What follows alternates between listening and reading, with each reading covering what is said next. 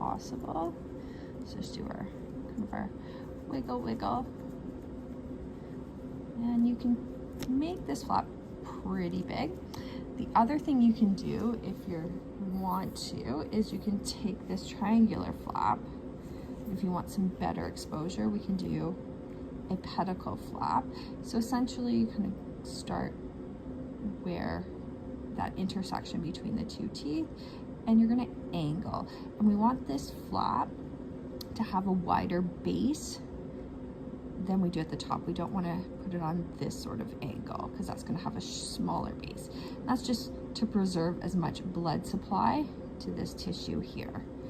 So we're going to just make our incision there.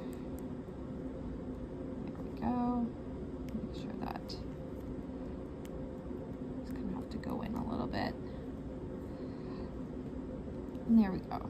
And now we've created a pedicle flap instead of a triangular flap. All right, so now we have great exposure, and that's what we really want, is this exposure, so that we can have a really good look, see where that bifurcation is.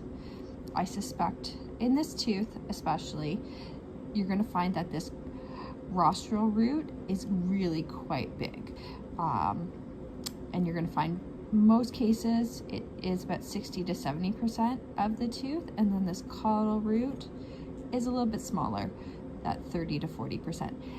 However, you will find, especially if I like Shih Tzus, some of these smaller poodles, Yorkies, sometimes they are a 50-50. So that's why it's important that we get our flap so we can now burr off some of this bone. And have a really good look and see exactly where that bifurcation is. Also, your pre-op x-rays are going to give you a pretty good idea as well of where that bifurcation lies. All right, so now we're going to get our hand piece and our, this is our round burr, and we're going to get that in place.